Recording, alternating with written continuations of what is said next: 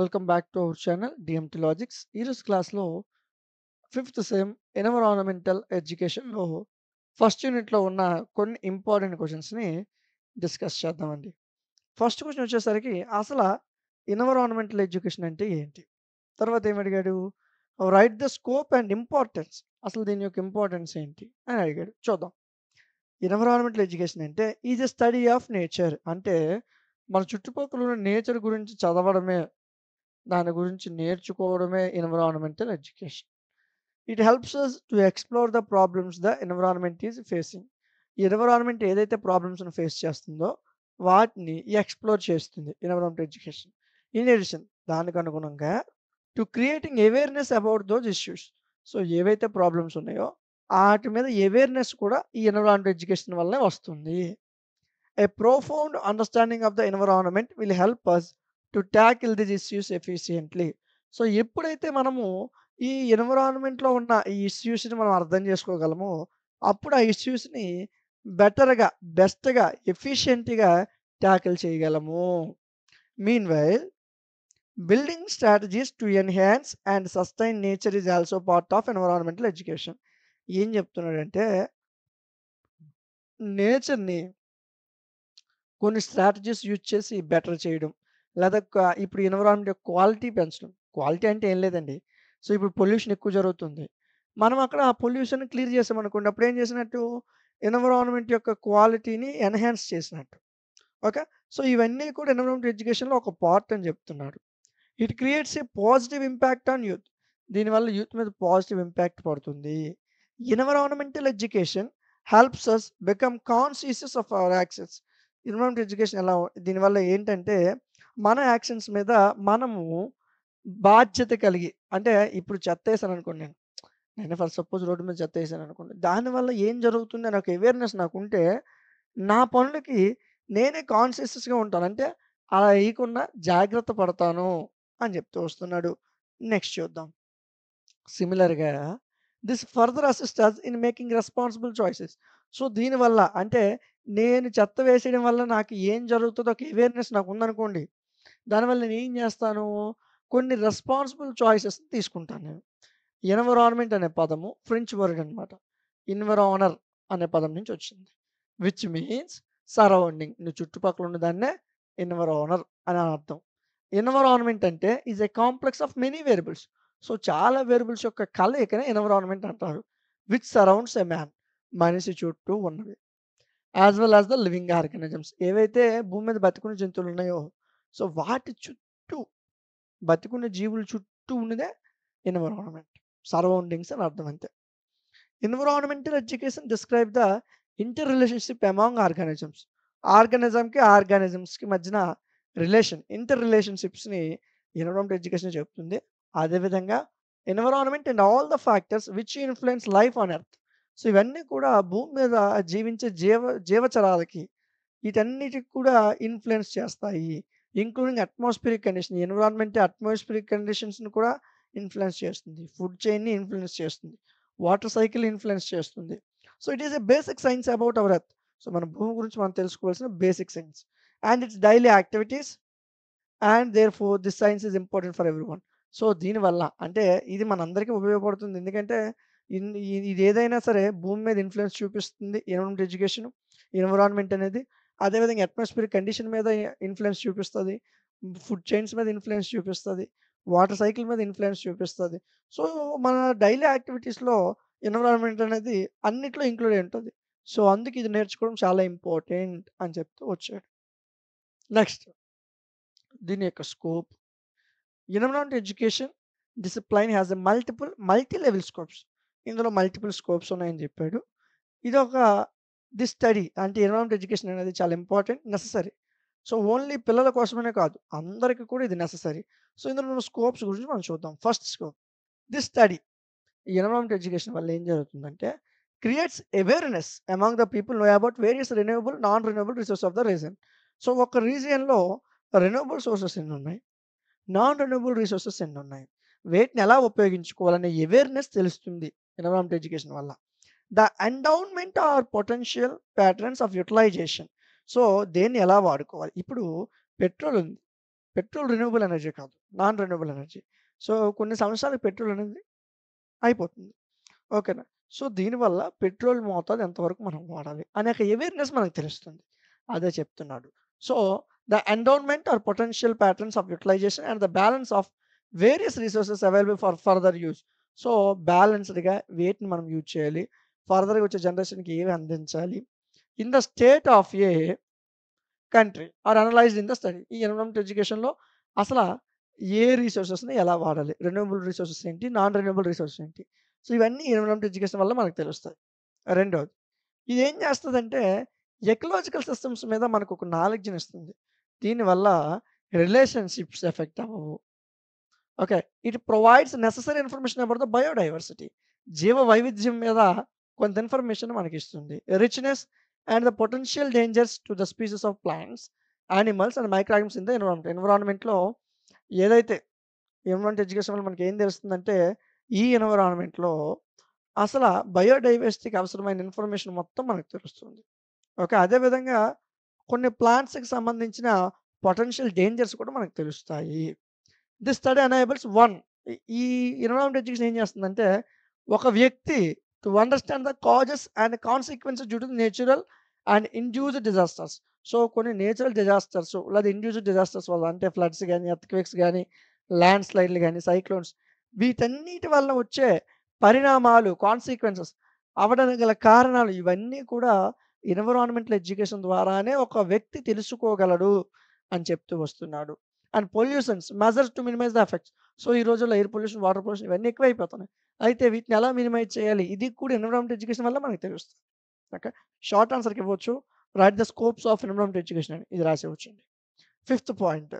So, దీనివల్ల ఏం జరుగుతుందంటే, to evaluate alternative response to environmental issues. ఎన్విరాన్మెంట్‌లో కొన్ని ఇష్యూస్ ఉన్నాయి. అయితే వాటికి ఆల్టర్‌నేటివ్స్‌ని దీనివల్ల మనం కనిపెట్టొచ్చు. Before deciding an alternative course of action. So, alternative ఇప్పుడు పేపర్‌కి బదులుగా మైకాకి బదులుగా మనం ఏం వాడుతున్నాం? పేపర్ బ్యాగ్స్ చాలా ఎక్కువ మంది వాడుతున్నాం.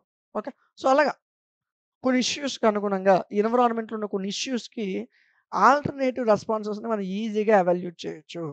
సో, ఇది స్కోప్ అండి. అయితే దీనివల్లకి ఇంపార్టెన్స్ ఏంటి? ఇది కూడా షార్ట్‌లో ఇవ్వచ్చు. ఈ క్వెషన్ మొత్తం లాంగ్ ఆన్సర్ క్వెషన్ ఇది. సో, షార్ట్‌లో కూడా ఇది ఇవ్వచ్చు. What are the importance of environmental education అని చూద్దాం. World population is increasing at an alarming rate especially developing countries. Developing కంట్రీషన్స్‌లో మన అలారం ఎలా మోగుతుందో, ఆ విధంగా వరల్డ్ పాపులేషన్ పెరిక్కెళ్ళిపోతుంది. రోజు రోజుకి కొన్ని కోట్ల మంది జనాభా పెరిగెత్తి వెళ్ళిపోతున్నారు. నేచురల్ రిసోర్సెస్ అనేవి భూమిలో ఉన్న నేచురల్ రిసోర్సెస్ అనేవి లిమిటెడ్‌గా ఉన్నాయి. The methods and techniques of exploiting natural resources are advanced. So, ఇప్పుడు నేచురల్ రిసోర్సెస్‌ని వెలికి తీయడంలో కొన్ని మెథడ్స్‌ని, కొన్ని టెక్నిక్స్‌ని యూజ్ చేస్తున్నారు. అడ్వాన్స్డ్ టెక్నిక్స్‌ని యూజ్ చేస్తున్నారు. ఈ ఎన్విరాన్మెంట్ ఎడ్యుకేషన్ వల్లే. తర్వాత ఏవైతే రిసోర్సెస్ ఉన్నాయో అవి ఓవర్ ఎక్స్‌ప్లాయిటెడ్ అయిపోతే, ఆ తర్వాత foresight of leaving the resources to the further generation. So, ఎన్ని రిసోర్సెస్ ఉన్నాయో మొత్తం ఓవర్ ఎక్స్‌ప్లాయిట్ చేసి మనమే ఓడిసామనుకో, మన ఫర్దర్ జనరేషన్‌కి ఏమిస్తాం? Next the unplanned exploration of natural resources lead to pollution of all types and all levels. So, అనుకోకుండా natural resources అనేవి ఎక్స్‌ప్లోరేషన్ జరిగాయనుకో, అంటే అనుకోకుండా ఒక అగ్నిపర్వతమే ఎక్స్‌ప్లాయిట్ అయిపోయింది. సో, ఇలాంటి వాటి వలన చాలా రకాలైన పొల్యూషన్స్ జరుగుతాయి అన్ని లెవెల్స్‌లో కూడా అని చెప్తున్నాడు. Pollution and degraded environmental seriously effect the health of all living things on earth. So, భూమి మీద ఉన్న అన్ని లివింగ్ థింగ్స్ యొక్క హెల్త్ మీద ఇది ఇంపాక్ట్ పడుతుంది. ఎన్విరాన్మెంట్‌లో పొల్యూషన్ పెరిగిపోయిందనుకో, అప్పుడు జీవులన్నిట్లికి కూడా వాటి యొక్క హెల్త్ అనేది ఎఫెక్ట్ అవుతుంది. ఇంక్లూడింగ్ మనిషితో సహా అని చెప్తూ వచ్చాడు. సో, ఇది అసలు ఎన్విరాన్మెంట్ ఎడ్యుకేషన్ అంటే ఏంటి? దాని యొక్క స్కోప్, దాని యొక్క ఇంపార్టెన్స్ నాన్న. ఓకే. చాలా ఇంపార్టెంట్ క్వెషన్ జాగ్రత్తగా నేర్చుకోండి. నెక్స్ట్ క్వెషన్ చూద్దాం. ఎకో సిస్టమ్ అంటే ఏంటి? దాని యొక్క స్ట్రక్చర్, దాని యొక్క ఫంక్షనల్ యాస్పెక్ట్స్‌ని మనకు అడిగాడు క్వెషన్‌లో. It is an inevitable for the organisms to live in some medium or other. కొన్ని మీడియమ్స్‌లో లేదా ఇంక వేరే ఎక్కడైనా సరే కొన్ని ఆర్గానిజమ్స్ అనివార్యంగా జీవించగలవు. Inevitable for the organisms to live in some mediums. కొన్ని మీడియమ్స్‌లో ఆర్గానిజమ్స్ అనేవి అనివార్యంగా నివసిస్తాయి. Organisms establish reciprocal relationship with its biotic and abiotic components. ఏవైతే ఆర్గానిజమ్స్ ఉన్నాయో అవి రెసిప్రోకల్ పద్ధతిలో వాటి యొక్క బయోటిక్, అబయోటిక్ కాంపోనెంట్స్‌తో రిలేషన్‌షిప్ కలిగి ఉంటాయి. ఎన్విరాన్మెంట్‌లో ఉన్న బయోటిక్, అబయోటిక్ కాంపోనెంట్స్‌తో. So, through this contact they meet their daily needs. So, దీనివల్ల వాటికి అవసరమైన రోజు, రోజు అవసరమైనవి వాటితో మీట్ అవ్వడం వల్ల సక్సెస్‌ఫుల్ లైఫ్‌ని లీడ్ చేస్తున్నాయి. అయితే the branch of science dealing with the above study. So, ఈ బయోటిక్, అబయోటిక్ కాంపోనెంట్స్ ఏవైతే లివింగ్ ఆర్గానిజమ్స్ ఇవన్నీ ఒకదానితో ఒకటి కాంటాక్ట్ అవుతాయి. ఈ మొత్తం స్టడీని ఎకాలజీ అని అంటారు. The above factors can be divided into biotic. So, పైనున్న ఫ్యాక్టర్స్ కొన్ని రకాలుగా వర్గీకరించబడ్డాయి. Biotic, physical, chemical or biotic, abiotic components. So, సింపుల్‌గా చెప్పాలంటే బయోటిక్, అబయోటిక్ కాంపోనెంట్స్‌లో ఇవి వర్గీకరించబడ్డాయి. నెక్స్ట్ ఎకోసిస్టమ్ అంటే ఏంటి అసలు? It is a natural formed active system located in specified area. ఒక స్పెసిఫైడ్ ఏరియా, ఒక ఎన్విరాన్మెంట్‌లో ఉన్న specified area with all primary components. అన్ని కాంపోనెంట్స్ కలిగిన ఒక స్పెసిఫైడ్ ఏరియా ఎన్విరాన్మెంట్‌లో ఏదైతే ఉందో, ఆ లొకేట్ చేసిన ప్లేస్‌నే ఎకో సిస్టమ్ అంటారు. So, main source of energy వచ్చేసరికి అక్కడ సోలార్ ఎనర్జీ మాత్రం ఉంటుంది. It passes from one trophic level to the other. So, ఇక్కడ ఈ సోలార్ ఎనర్జీ అనేది ట్రాఫిక్ లెవెల్ నుంచి వేరే దగ్గరికి in the form of food materials, minerals and nutrients. Sorry అండి. So, the main source of energy is the solar energy. So, ఈ ఎకోసిస్టమ్‌లో main source of energy solar energy. అక్కడితో point cut అయింది. Next point వచ్చేసరికి it passes from one trophic level to other in the formation of food materials. So, food materials ఫార్మేషన్‌లో గాని, minerals ఫార్మేషన్‌లో గాని, nutrients ఫార్మేషన్‌లో గాని traffic level నుంచి ఇంకొక లెవెల్‌కి ఇది పాస్ అవుతూ ఉంటుంది అని చెప్తూ వచ్చాడు. సో, ఇందులో ఎనర్జీ ఫ్లో వచ్చేసరికి ఈ విధంగా ఉంటుంది. ఓకే. సన్‌లైట్ ఎనర్జీ అనేది ప్రొడ్యూసర్ మీద పడుతుందంటే, సన్‌లైట్ వచ్చి మొక్క మీద పడుతుందనుకుందాం. మొక్క సన్‌లైట్‌ని యూజ్ చేసుకునే కదా! మనకి పిండి పదార్థం తయారు చేసేస్తది. ఓకే. సో, ప్లాంట్స్ ప్రొడ్యూసర్స్ అనుకుందాం. ఓకే. సన్ నుంచి సన్‌లైట్ వస్తుంది. ప్లాంట్స్ మీద పడుతుంది. ఓకే. సో, ఇక్కడి నుంచి ఎనర్జీ గివెన్ ఔట్ దీని నుంచి హీట్ అనేది బయటికి పోతుంది. ఆ తర్వాత హెర్బివరస్. సో, ఈ మొక్కల్ని మేక తిన్నదనుకుందాం. హెర్బివర్ మేక తిన్నది. సో, ఇక్కడి నుంచి కొంత హీట్ బయటికెళ్ళిపోయింది. ఓకే. సో, ఆ తర్వాత కార్నివరస్. ఈ హెర్బివరస్ మేకని ఏదో పులి తినిందనుకుందాం. ఓకే. సో, ఆ తర్వాత కార్నివరస్. సో, ఈ విధంగా ఒక స్ట్రక్చర్ అనేది ఉంటుంది ఎకోసిస్టమ్‌లో అని చెప్తూ వచ్చాడు. సో, ప్రతి దగ్గర హీట్ అనేది బయటికెళ్ళిపోతుంది. డెడ్ బాడీస్, వేస్ట్ ఇవన్నీ కూడా డికంపోజ్ చేసుకొని బయటికి పోతాయి. ఇప్పుడు మొక్క మొత్తం తినదు కదా! మేకొచ్చిందనుకుందాం. మొక్క మొత్తం తినదు. కొంత తింటది, కొంత పడేస్తది. సో, ఆ వేస్ట్ అంతా కూడా డికంపోజర్ కింద కిందకి పోతుంది. ఓకే. ఈ ఎనర్జీ ఫ్లో డయాగ్రామ్ మీరేస్తేనే మీకు 2 మార్కులు కలుస్తాయండి. అయితే ఎకోసిస్టమ్‌లో ఉన్న మెయిన్ ఫ్యాక్టర్స్ గురించి మనం మాట్లాడుకుందాం. ఏంటంట మెయిన్ ఫ్యాక్టర్స్ ఏంటంట? Solar energy, nutrients, mineral salts ఇవన్నీ కూడా constitute the abiotic factors. So, వీటన్నిటిలో అబయోటిక్ ఫ్యాక్టర్స్ కలిగి ఉంటాయి. వైల్ ప్రొడ్యూసర్స్ గాని, కన్స్యూమర్స్ గాని, డికంపోజర్స్ గాని వీటన్నిటిలో బయోటిక్ ఫ్యాక్టర్స్ ఉంటాయి. వీటిలో అబయోటిక్ ఫ్యాక్టర్స్ ఉంటాయి. వీటిలో బయోటిక్ ఫ్యాక్టర్స్ ఉంటాయి. ఇన్ ఎనీ ఎన్విరాన్మెంట్ ఏ ఎన్విరాన్మెంట్‌లో అయినా. అయితే కొన్ని ఆ ఫ్యాక్టర్స్ గురించి మనం మాట్లాడుకుందాం.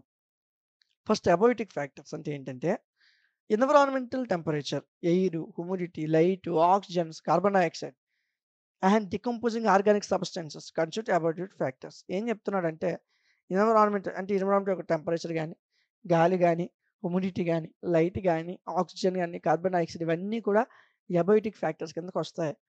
ప్రొడ్యూసర్స్ అంటే కొన్ని ప్లాంట్ వెరైటీస్ అనేవి ఎగ్జిస్ట్ ఇన్ ఎనీ ఎకోసిస్టమ్. ప్రతి ఎకోసిస్టమ్‌లో ప్లాంట్స్ మొక్కలున్నాయి గదా! మొక్కలు ప్రొడ్యూసర్స్‌గా యాక్ట్ చేస్తాయి. ఎందుకంటే మొక్కలు మాత్రమే తనకు స్వయంగా ఫుడ్‌ని తయారు చేసుకోగలవు. ఓకేనా? Next they not only synthesize the food materials. ఆ ఫుడ్ మెటీరియల్స్ సింథసైజ్ చేయడమే కాదు. అదే విధంగా కొన్ని సెవరల్ స్పీసీస్ అనేవి గ్రో అవ్వడానికి కూడా ఇవి కారణమవుతాయి. ఈ ప్రొడ్యూసర్స్ ఏవైతే ఉన్నాయో వాటి యొక్క అబయోటిక్ ఫ్యాక్టర్స్‌ని చేంజ్ చేసుకోగలవు. చేంజ్ చేసుకొని encourage the formation of the soil. Soil ఫార్మేషన్‌లో ఉపయోగపడతాయి. సో, కొన్ని మొక్క జాతులు ఇచ్చాడు. Shrubs, herbs, grass plants and gigantic trees are seen. ఇవన్నీ కూడా మనకి ఎందులో వస్తాయంటే ప్రొడ్యూసర్స్‌లో వస్తాయి. ప్రొడ్యూసర్స్ అంటే మొక్కలు. వాటిని తినే మనము consumers. Several varieties of animals. కొన్ని యానిమల్స్‌లో కొన్ని వెరైటీస్ ఇచ్చాడు. చీమలు, termites, flies, beetles, grasshoppers కొన్ని ఇచ్చాడు. Mongoose, gorilla, chimps are seen in large number depending primarily on plant food. So, ఇవన్నీ కూడా ప్లాంట్ ఫుడ్ మీద మాత్రమే డిపెండ్ అయ్యి ఉంటాయి. వీటిని కన్జ్యూమర్స్ అంటారు. ఇవన్నీ కూడా హెర్బివర్స్ నాన్న. ఇవన్నీ కూడా మొక్క మీద మాత్రమే ఆధారపడతాయి. ప్రైమరీ కార్నివర్స్‌కొచ్చేసరికి అంటే హెర్బివరస్ అంటే మొక్కలు తినేవి. కార్నివరస్ అంటే జంతువులు మాంసం తినేవన్నమాట. ప్రైమరీ కార్నివర్స్ అంటే స్నేక్స్ గాని, పాములు గాని, బర్డ్స్ గాని, లిజార్డ్స్ అంటే బల్లులు, రాట్స్, ఎలకలు, బ్యాండికో బ్యాండికోట్స్, ఫాక్స్‌లు, లయన్సు, టైగర్సు సో, చాలా ఇచ్చాడు. ఇవన్నీ కూడా సెకండరీ కార్నివర్స్ అనమాట. ప్రైమరీ కార్నివర్స్ ఇవి ఇంతవరకు. లయన్సు, టైగర్సు, వూల్సు, చీతాలు, హైనాలు ఇవన్నీ కూడా సెకండరీ కార్నివర్స్. సో, ఇవన్నీ కూడా కన్జ్యూమర్స్ కిందకొస్తాయి. ప్రొడ్యూసర్స్‌లో మొక్కలుంటాయి. మొక్కలనేమో ఈ హెర్బివర్స్ తింటాయి. ఈ హెర్బివర్స్‌నేమో కార్నివర్స్ తినేస్తాయి. Okay. Next decomposers. Bacteria, fungi, moulds appears as decomposer helping in the decomposition of dried and fallen leaves. ఏవైతే ఎండిపోయిన ఆకులు, కింద నేల మీద పడిపోయిన ఆకులుంటాయో అవి ఆటితో పాటు డెడ్ ఆర్గానిజమ్స్ ఏవైనా చనిపోయిన జీవులు, ఏవైనా వేస్టు, ఏవైనా ఎక్స్‌క్రియేటెడ్ ప్రొడక్ట్స్ అంటే మలమూత్ర విసర్జన చేస్తాయి కదా! సో, ఆ వేస్ట్ ప్రొడక్ట్స్ ఇవన్నీ కూడా డికంపోజర్స్‌గా పనిచేస్తాయి. బికాజ్ ఆఫ్ దిస్ వీటి వల్ల సాయిల్ అనేది ఎప్పుడు కూడా always rich in it's mineral content highly fertile. So, అందుకే సాయిల్ ఎప్పుడు కూడా సాయిల్‌లో మినరల్ కంటెంట్ ఎక్కువుంటుంది. ఎక్కువ ఫెర్టిలిటీ శాతం ఎక్కువుంటుంది. సో, ఆవు పేడను మనం ఉపయోగిస్తాం. ఒక 3 నెలలు, 4 నెలలు నిల్వ ఉంచుతాం. నిల్వ ఉంచిన తర్వాత దాన్ని ఎరువుగా భూమికేస్తాం. అంటే ఏంటి? సో, భూమిలో సారవంతం పెరుగుతుంది. ఓకే. అదే చెప్తూ వచ్చాడు డికంపోజర్స్ కింద. నెక్స్ట్ చూద్దాం. సో, ఎకో సిస్టమ్‌లో ఫ్యాక్టర్స్ సంబంధించి ఒక ఇమోజి ఇచ్చాడు. సన్ ఎనర్జీ వస్తది ఇలాగా. ఇందాకల ఇమేజే కొద్దిగా వెరైటీగా ఇచ్చాడు అంతే. సో, ఇవి డైరెక్ట్ ప్రొడ్యూసర్స్ మీద పడతాయి. ప్రొడ్యూసర్స్ ఈ సన్ ఎనర్జీని యూజ్ చేసుకొని ఫుడ్ రెడీ చేస్తాయి. సో, కొన్ని మినరల్స్, న్యూట్రియంట్స్ ఇవన్నీ కూడా దీనికి యాడ్ అవుతాయి. ఆ తర్వాత కన్జ్యూమర్స్ ఏవైతే యానిమల్స్ వస్తాయో అవి ఈ ప్రొడ్యూసర్ గ్రీన్ ప్లాంట్స్‌ని ఫస్టు మేకలు ఆహ్, కొన్ని జంతువులు వాటిని తినిన తర్వాత యానిమల్స్ వాటిని తినేస్తాయి. సో, ఇందులో మిగిలిన వేస్టేజే బయటకొచ్చేస్తది. ఇందాకల చెప్పిన ఇమేజే కొద్దిగా వెరైటీగా ఇచ్చాడు అంతే. ఈ రెండిట్లో ఒక్క ఇమేజ్ ఇస్తే చాలు. సో, ఇది నాన్న ఎకో సిస్టమ్‌కి సంబంధించిన ఇంపార్టెంట్ క్వెషన్. నెక్స్ట్ క్వెషన్ చూద్దామా మరి? డిఫారెస్టేషన్ అంటే ఏంటి? దీని జరగడం గల కాజ్ ఏంటి? దీనివల్ల వచ్చే ఎఫెక్ట్స్ ఏంటి? United states environmental protection agency. So, ఈ ఏజెన్సీ ఏం చెప్తుందంటే డిఫారెస్టేషన్ అంటే permanent removal of standing forest. ఇప్పుడు ఏవైతే అడవులున్నాయో వాటిని పర్మనెంట్‌గా రిమూవ్ చేసేదాన్నే డిఫారెస్టేషన్ అంటారు. ఇంకొక కొటేషన్ ఏం చెప్పిందంటే, the removal however occurs for a variety of different reasons. Remove చేయడానికి చాలా కారణాలుండొచ్చు. దీనివల్ల కొన్ని కాన్సిక్వెన్సెస్ కూడా మనం ఎదుర్కోవాల్సి ఉంటది. ఓకే. సో, అంటే డిఫారెస్టేషన్ అంటే ఏం లేదు నాన్న. కొన్ని అడవులు నరికేసి, సో, కొంత మనం డెవలప్ అవ్వాలనుకునేటప్పుడు కొన్నిసార్లు తప్పదు. సో, అలాంటప్పుడు అడవులు నరికేస్తుంటారు. కొన్ని ఎకరాలున్న అడవులు నరికేస్తారు. దానివల్ల డిఫారెస్టేషన్ జరుగుతుంది. అంటే ప్రకృతిలో చాలా మార్పులొస్తాయి. సో, అనుకోని వర్షాలు, అనుకోని అగ్ని ప్రమాదాలు ఇలా జరగొచ్చు. డిఫారెస్టేషన్ జరగడం వల్ల. సో, డిఫారెస్టేషన్ అంటే అడవులు నరికేయడాన్ని డిఫారెస్టేషన్ అంటారు. Next so, cutting down the trees ఇదిగోండి. వాడదే చెప్పాడు. పెద్ద పెద్ద ట్రీస్‌ని లార్జ్ ఎక్స్‌టెన్స్ అంటే ఫారెస్ట్ పెద్ద పెద్ద అడవుల్ని అందులో ఉన్న చెట్టులు నరికేయడాన్ని డిఫారెస్టేషన్ అంటాం. Any barren land or trees we see on our way to school every day. So, ప్రతిరోజు మనం బడికెళ్ళేటప్పుడు రోజు చూస్తూ ఉంటాం. నేచురల్ ఫారెస్ట్స్ అనేవి are being destructed to use the land for cultivation. So, కొన్నిసార్లు ఈ మొక్కలు నరికడం గల కారణం ఏంటంటే, ఈ చెట్లు నరికడానికి కారణం ఏంటంటే, ఆ ల్యాండ్‌ని కల్టివేషన్ అంటే ఏదో ఒకటి పండించడం కోసం ఆ ల్యాండ్ కావాలి వాళ్ళకి. సో, దానికోసం అడవులు నరికేస్తుంటారు. అండ్ బిల్డింగ్ సమ్ హౌసెస్ కొన్ని ఇల్లులు కట్టడం కోసం కూడా చెట్లు నరికేస్తుంటాం. ఫ్యాక్టరీలు కట్టడానికి logging, making space for cattle grazing అంటే ఆవులు, ఎద్దుల్ని కట్టుకోవడం కోసం కూడా అలాంటి ప్రాంతాలు మొక్కల్ని, చెట్లు నరికేస్తుంటాం. కొన్ని దగ్గర ఆయిల్ ఎక్స్‌ట్రాక్షను, మైనింగు, డామ్‌లు కన్‌స్ట్రక్షన్ చేయడానికి, లేదా ఫర్నిచర్ మనం తయారు చేసుకోవడం కోసం చెట్లు నరికేస్తుంటాం. లేదా ఫ్యూయల్ కింద కూడా చెట్లు నరికేస్తాం. ఫ్యూయల్ కింద ఎలాగంటే కర్రల పొయ్యి మీద వంట చేస్తారు గదా! మనం పాత రోజుల్లో అదే చేసాం. ఇప్పుడు గ్యాసొచ్చింది. కర్రల మీద వంట చేస్తాం. సో, దానికోసం చెట్లు నరికేయడం. ఇలా ఇవన్నీ డిఫారెస్టేషన్ గల కారణాలని చెప్పుకోవచ్చు.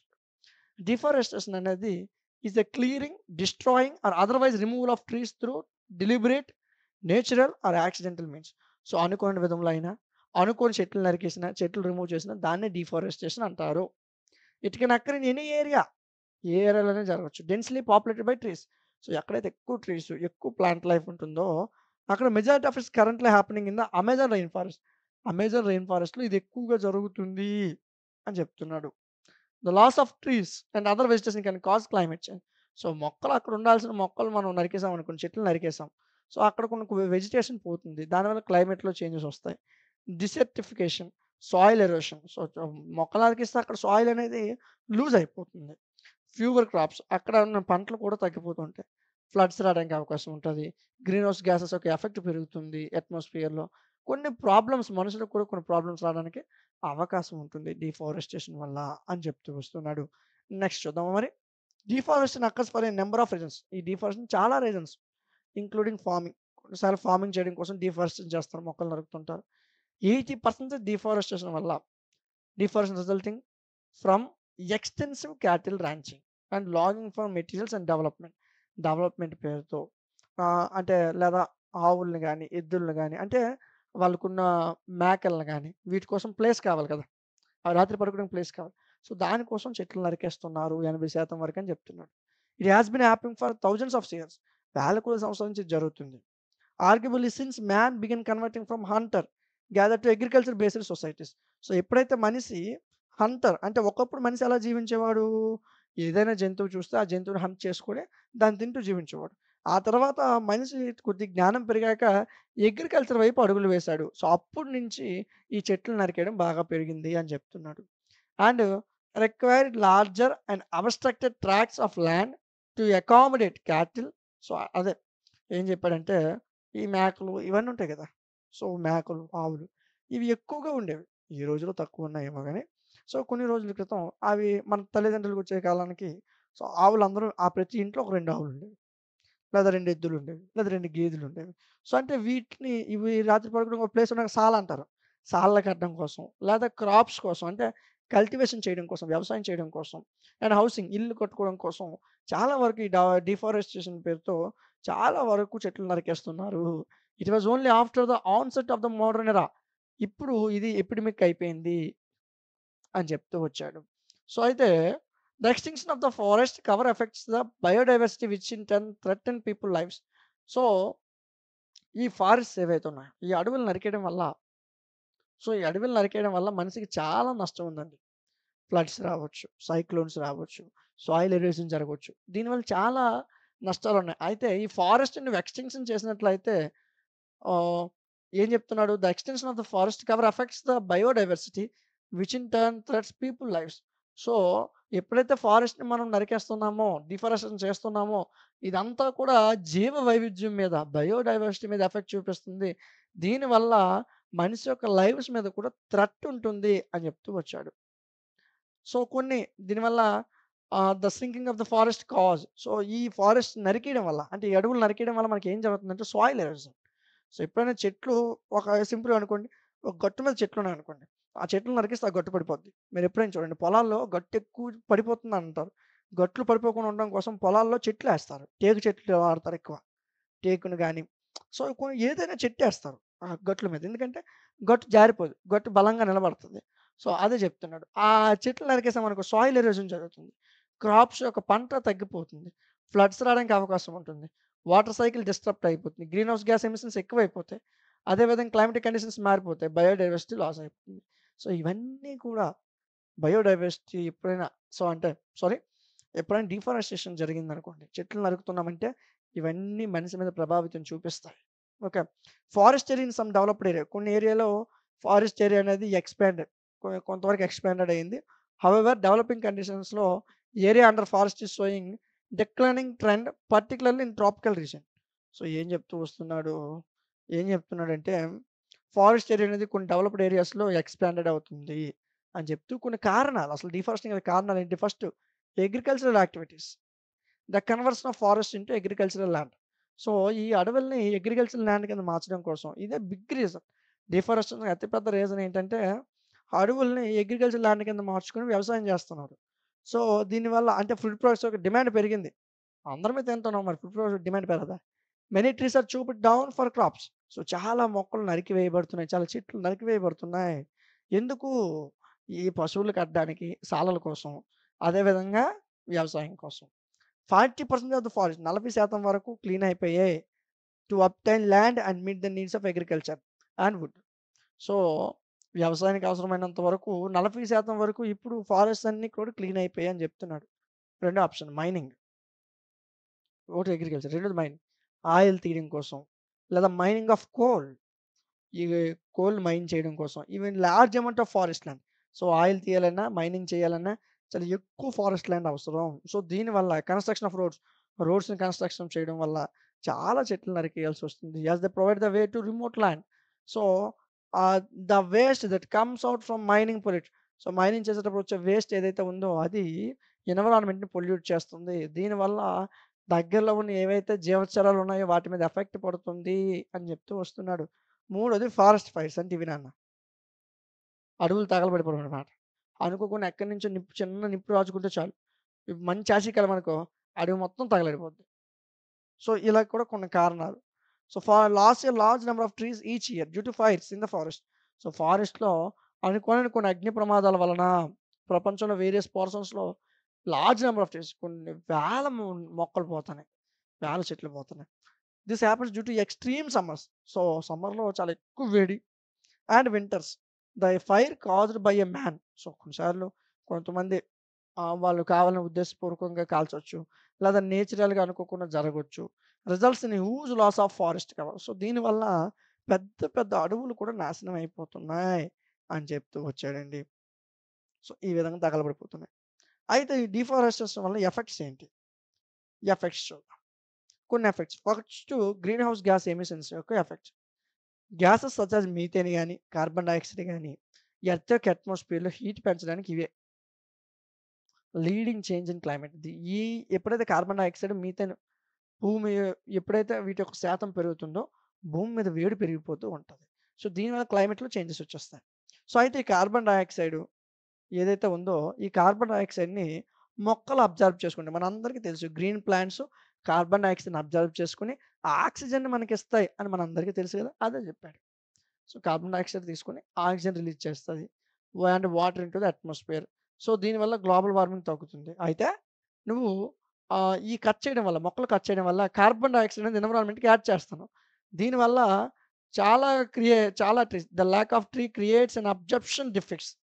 సో, ఏం జరుగుతుందంటే ఈ నువ్వు కట్ చేసిన వల్ల ఏవైతే మొక్కలు నరికేస్తున్నావో, ఏవైతే చెట్లు నరికేస్తున్నావో దీనివల్ల ఏం జరుగుతుందంటే ఎన్విరాన్మెంట్‌కి నువ్వు కార్బన్ డయాక్సైడ్ యాడ్ చేస్తున్నట్టు.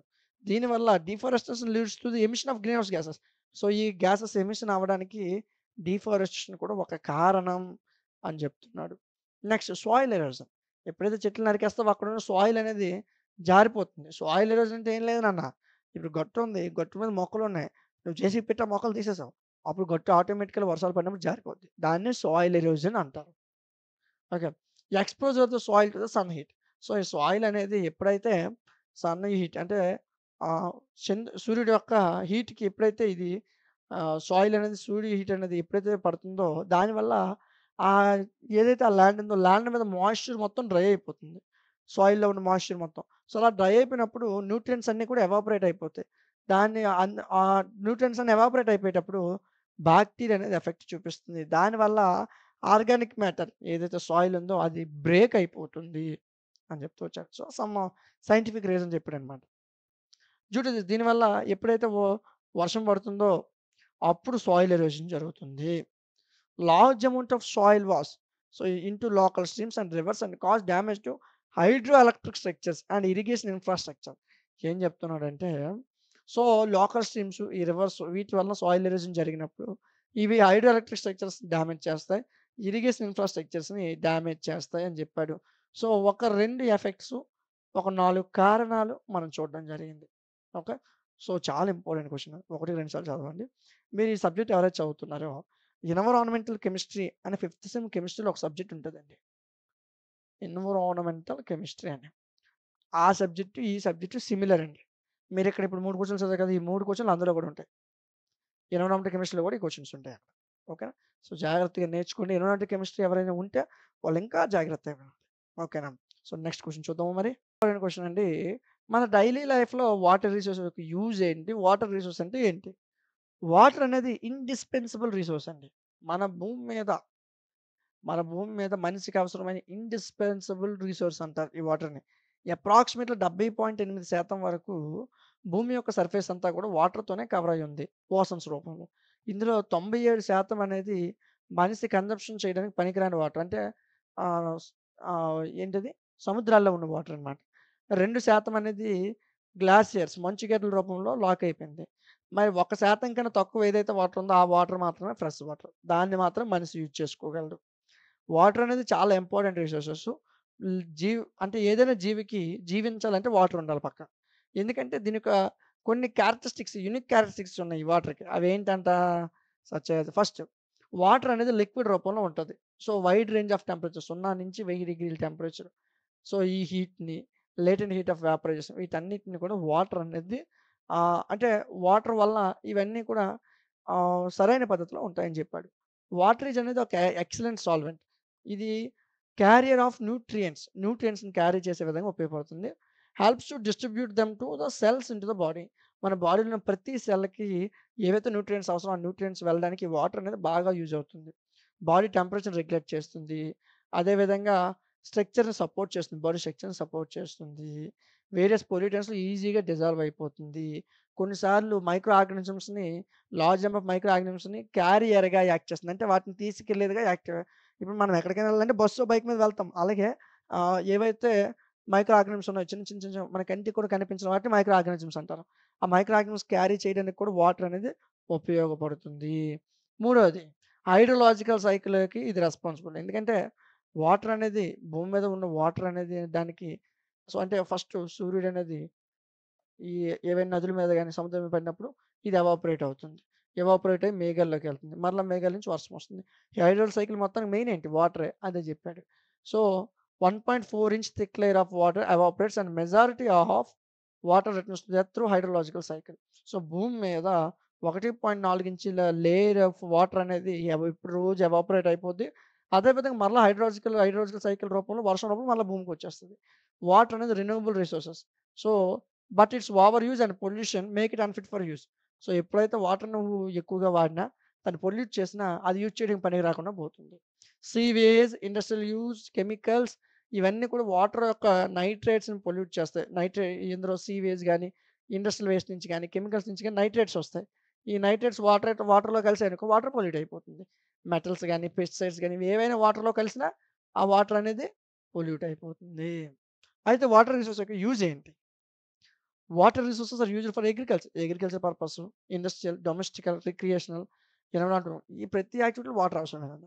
So, majority of the use require fresh water. ప్రతి దగ్గర ఫ్రెష్ వాటర్ అవసరం. 97% వరకు వాటర్ అనేది ఈ ఎర్త్ మీద ఉన్న 97% వాటర్ సాల్ట్ వాటరే. 3% ఫ్రెష్ వాటర్ అనేది మిస్టేక్ అండి. 2% అనేది గ్లాసియర్ రూపంలో ఉంది. 1% కన్నా తక్కువ అనేది fresh water. Little over 2/3 of the available fresh water is frozen in glaciers. So, అయితే 2/3 వంతనేది వాటర్ ఏదైతే ఉందో అది ఐస్ గడ్డల రూపంలో ఉంది. గ్లాసియర్స్ రూపంలో అండ్ పోలార్ ఐస్ రూపంలో ఉంది అని చెప్పాడు. రిమైనింగ్ ఫ్రెష్ వాటర్ అనేది మన గ్రౌండ్ వాటర్ భూమి నుంచి మనం పైపులు పెట్టి తాగుతాం కదా! మోటార్ ఏస్తాం కదా! గ్రౌండ్ వాటర్ రూపంలో ఉంది. నెగ్లిజిబుల్ పోర్షన్ అనేది గాలిలో ఉంది కొద్దిగా అని చెప్తున్నాడు. సో, అయితే వాటర్ అనేది డిఫరెంట్ సెక్టార్స్‌లో ఎలా వాడతారని చెప్పాడు. ఫస్ట్ అగ్రికల్చర్ సెక్టార్‌లో 69% ఆఫ్ వాటర్ అనేది బేసికల్‌గా అగ్రికల్చర్‌లో జరుగుతుంది మన భారతదేశంలో. 69% వరకు అగ్రికల్చర్‌లో మనం వాటర్‌ని యూజ్ చేస్తాం. Is the largest consumer in the earth available fresh water. Earth మీద ఉన్న ఫ్రెష్ వాటర్స్ అంతా కూడా మాక్సిమం లార్జెస్ట్ కన్స్యూమర్ అంటారు అగ్రికల్చర్‌ని. వ్యవసాయం కోసం మాత్రం ఎక్కువగా వాడుతున్నాం. 2050 నాటికి గ్లోబల్ వాటర్ డిమాండ్ వచ్చేసరికి is estimate to increase by further 19%. 19% water usage అనేది పెరుగుతుంది. ఎందుకంటే ఇర్రిగేషనల్ నీడ్స్. సో, అంటే కొన్ని మనం వ్యవసాయం చేయాలంటే వాటర్ అవసరం. ఇప్పుడు 69% వరకు యూజ్ చేసేస్తున్నాం. మరికొన్ని రాబోయే రోజుల్లో 19% ఇంకా పెరగొచ్చని చెప్తున్నాడు. ఇరిగేషన్ ఎప్పుడైతే ఎక్స్‌పాండ్ అవుతుందో, సో, అంటే వాటర్ స్టోరేజ్ మీద కొంత ప్రెషర్ పడుతుంది. ఇరిగేషన్ ఎప్పుడైతే పెరుగుతుందో, అంటే వ్యవసాయం ఎప్పుడైతే పెరుగుతుందో, జనాభా పెరుగుతుంది, తిండి పెరుగుతుంది. తిండి పెరుగుతుందంటే ఇరిగేషన్ పెరుగుతుంది. సో, ఇరిగేషన్ పెరగడం వల్ల వాటర్ యూసేజ్ పెరుగుతుంది. అదే చెప్పాడు. It's still inconclusive whether further expansion of irrigation as well as additional water withdrawals from rivers. So, irrigation ఎప్పుడైతే పెరిగిందో రివర్స్ నుంచి ఎక్స్‌ట్రా వాటర్ మనం తీసుకోవాలి. గ్రౌండ్ నుంచి ఎక్కువ వాటర్ ఒకప్పుడు మనం చిన్నప్పుడు చూసుకుంటే ఒక 20 సంవత్సరాల క్రితం చూసుకుంటే ఈదిలో ఎవరికో ఒకళ్ళకి బోర్ ఉండేది. ఒకళ్ళిద్దరికి. ఇప్పుడు ప్రతి ఇంటికి బోర్ వచ్చేసింది. సో, అంటే గ్రౌండ్ వాటర్ యూసేజ్ పెరిగిపోతుంది. సో, వీటి వల్ల ఇవన్నీ కూడా ఫ్యూచర్‌లో జరగొచ్చు. వాటర్ ఈ విధంగా యూజ్ అవ్వచ్చని చెప్పాడు. రెండోది ఇండస్ట్రియల్ యూసేజ్. వాటర్ అనేది మనకి రక్తం ఎంత అవసరమో ఇండస్ట్రీకి వాటర్ అంత అవసరం. లైఫ్ బ్లడ్ అన్నాడు. It is used as a raw material, coolant so, వాటర్‌ని కొన్నిసార్లు కూలెంట్‌గా వాడతారు. సాల్వెంట్‌గా వాడతారు. ట్రాన్స్‌పోర్ట్ ఏజెంట్‌గా వాడతారు. సోర్స్ ఆఫ్ ఎనర్జీ కింద వాడతారు ఇండస్ట్రీలో. మ్యానుఫ్యాక్చరింగ్ ఇండస్ట్రీస్ ఇవన్నీ కూడా టోటల్ ఇండస్ట్రీ వాటర్ కన్జంప్షన్ మొత్తం అవసరమే. ఈళ్ళందరికీ వాటర్ అవసరమే. పేపరు, అలైడ్ ప్రొడక్ట్స్ ఇవి పక్కన పెట్టినట్లయితే కెమికల్స్ అండ్ ప్రైమరీ మెటల్స్ అన్ని మేజర్ ఇండస్ట్రియల్ యూజర్స్ అందరూ కూడా వాటర్‌ని యూజ్ చేస్తారు. వరల్డ్ వైడ్‌గా industry accounts for 19% of total consumption. World వైడ్‌గా ఇండస్ట్రీస్ కోసం 19% వాటర్‌ని వాడుతున్నారు. ఇండస్ట్రియలైజ్డ్ కంట్రీస్‌లో ఆ industry more than half of the water available for the human use. మనిషికి ఏదైతే అవసరమైన నీరుందో అందులో సగం కన్నా ఎక్కువ వేస్తాను కొన్ని దేశాల్లో. నెక్స్ట్ డొమెస్టిక్ యూజ్ అంటే మనం తాగడానికి, క్లీనింగ్ అంటే స్నానం చేయడానికి, పర్సనల్ హైజీన్ చేతులు కడుక్కోవడానికి, మొక్కలకు నీళ్ళు పోయడానికి, cooking, washing of clothes, dishes, vehicles వీటన్నిటికి కూడా మనం వాటర్ అవసరం. Since the end of World War 2 రెండో ప్రపంచ యుద్ధం జరిగిన తర్వాత so, people moving out of the countryside to the ever expanding cities. So, సిటీస్‌లోకి మనుషులనేది మూవ్ అవుతూ వచ్చారు. రెండో ప్రపంచ యుద్ధం జరిగాక మనుషులందరూ కూడా సిటీస్ వైపు వెళ్ళడం వైపు మరుగు అంటే మొగ్గు చూపించారు అని చెప్తూ వచ్చాడండి. Next so, the sun has important 15 implications on our water resources. మన వాటర్ రిసోర్సెస్ మీద 15 ఇంప్లికేషన్స్ పడ్డాయి దీని వలన అని చెప్తూ వచ్చాడు.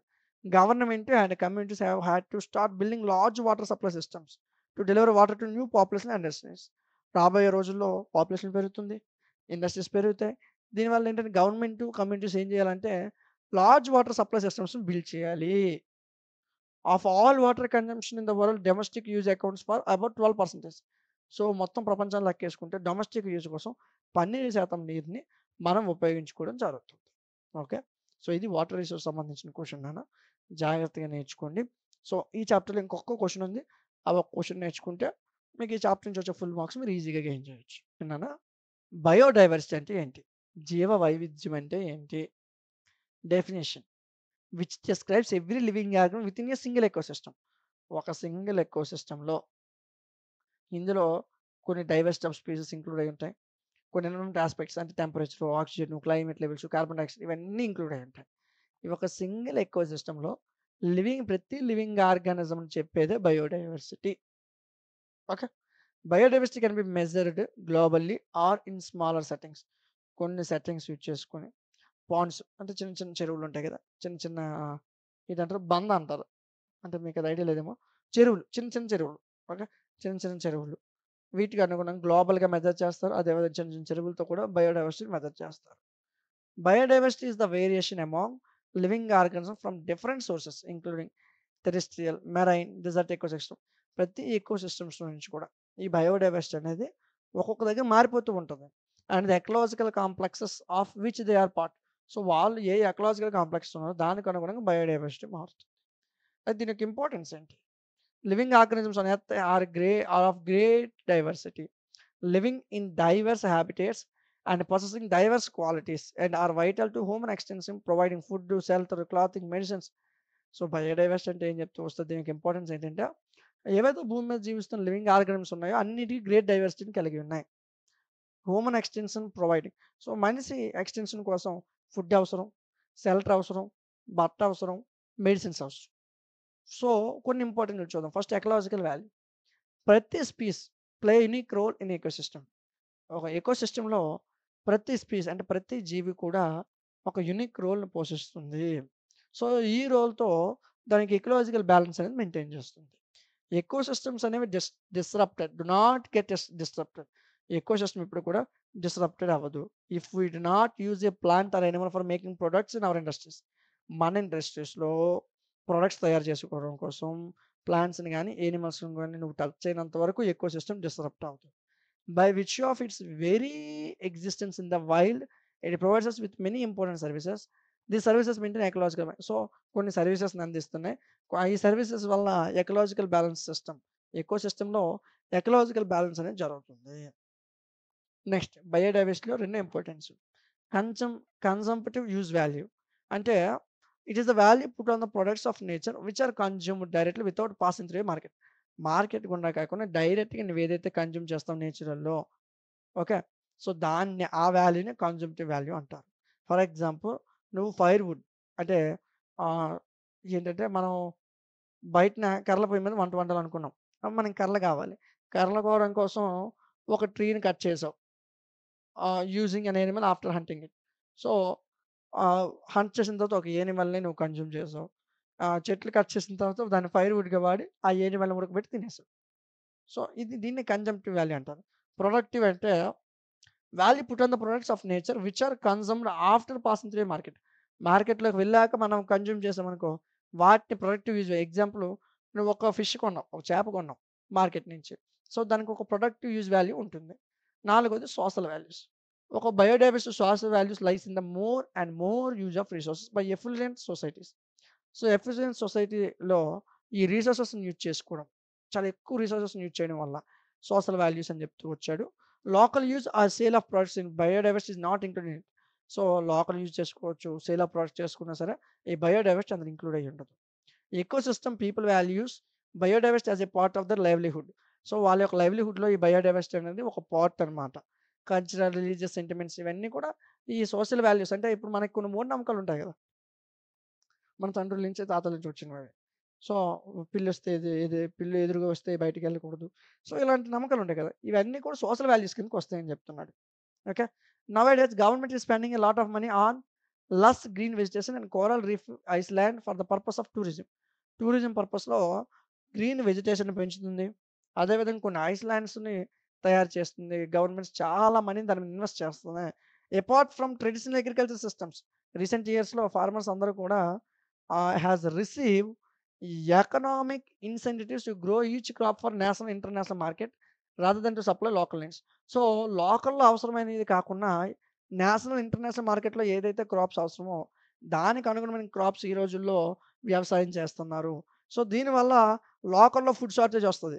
లోకల్ అన్‌ఎంప్లాయ్‌మెంట్ పెరిగిపోతుంది. ల్యాండ్‌లెస్‌నెస్ అనేది పెరిగిపోతుంది. అంటే ఫ్లడ్స్ రాడానికి, కరువులు రాడానికి కారణం పెరుగుతుంది. ఎందుకంటే లోకల్ నుంచి మనకు అవసరమైనది తయారు చేయట్లే. బయట దేశస్తులు అంటే బయటకి అమ్మితే ఎక్కువ మనీ వస్తుంది. సో, దానివల్ల బయటికి ఇంపోర్ట్ చేయడం కోసం చూస్తున్నారు తప్ప లోకల్ మార్కెట్‌లో యూజ్ చేయట్లేదు. ఈ అగ్రికల్చర్ అని చెప్తున్నాడు. ఎథికల్ అండ్ మోరల్ వాల్యూస్ ఈ బయోడైవర్సిటీలో ప్రతి దానికి కొన్ని ఎథికల్ వాల్యూస్ ఉంటాయి. ప్రతి హ్యూమన్ కల్చర్ కూడా ఒక రిలీజియన్ ఉంటుంది. ఒక మతం ఉంటుంది. సొసైటీకి కొన్ని ఎథికల్ వాల్యూస్ ఉంటాయి. So, several culture and moral ethical values ఇవన్నీ కూడా బయోడైవర్సిటీ కన్జర్వేషన్‌లో ఇంక్లూడ్ అయ్యి ఉంటాయి. అసోసియేట్ అయ్యి ఉంటాయి. కంట్రీలోని ప్రతి ఒక్కరం కూడా has a large number of sacred groves are డెలీస్ preserved by tribal people in the several states. కొన్ని స్టేట్స్‌లో ఉన్న ట్రైబల్ పీపుల్స్ ఏవైతే ట్రైబల్ తెగల వాళ్ళు ఉన్నారో వాళ్ళు ఏం చేస్తున్నారంటే ఈ వాల్యూస్‌ని కాపాడుతున్నారు అని చెప్తూ వస్తున్నాడు. ఓకే. నెక్స్ట్. సో, ఇది sacred groves around ancient sacred cities sorry sacred sites and temples acts as gene banks for wild plants. ఏం చెప్తున్నాడు? ఏం లేదండి. పురాతన కాలం నుంచి మనకి ట్రెడిషనల్‌గా కొన్నొస్తున్నాయి. కొన్ని గుడులు. సో, 100, 150 సంవత్సరాలు దాటిన గుడులు కూడా మన భారతదేశంలో ఉన్నాయి. అవి ట్రెడిషనల్‌గా అంటే అవి కొన్ని మోరల్ వాల్యూస్ ఆ గుడులు చూసినప్పుడు మనకి కొన్ని వాల్యూస్ పెరుగుతాయి. ఓకే. ఒకానొక టైంలో ఇలా కట్టారా? ఓకే. సో, ఒకానొకప్పుడు దైవాన్ని ఇలా పూజించేవారా? సో, కొన్ని మోరల్ వాల్యూస్. అప్పుడు ఆ టెంపుల్స్‌లోనే విద్య నేర్పేవాళ్ళు. సో, అక్కడ ఎలాంటి మోరల్ వాల్యూస్ నేర్పేవాళ్ళు. అక్కడ రాసిన గ్రంథాలు ఇవన్నీ మనం నేర్చుకుంటాం. సో, వీటినే సోషల్ వాల్యూస్ అంటారు. సో, అదే విధంగా కొన్ని కొన్ని కొన్ని టెంపుల్స్‌లో కొన్ని రకాలైన మొక్కలు బాగా పాత కాలంలోని మొక్కలు కనిపిస్తూ ఉంటాయి. ఇప్పటికి అవి పెరుగుతూనే ఉంటాయి. అక్కడ పెంచుతారు వాటిని. సో, అలాంటి ప్లాంట్స్ గురించి కూడా మనం తెలుసుకోవచ్చు అని చెప్తూ వచ్చాడు. సో, ఈ టెంపుల్స్ వలన ఎథికల్, మోరల్ వాల్యూస్ కూడా మనం నేర్చుకోవచ్చు అని చెప్పాడండి. ఓకేనా? సో, ఇక్కడితో మీకు ఫస్ట్ యూనిట్ అనేది కంప్లీట్ అయింది. సో, నెక్స్ట్ క్లాస్‌లో మనం రెండో యూనిట్‌తో కలుద్దాం. Thank you.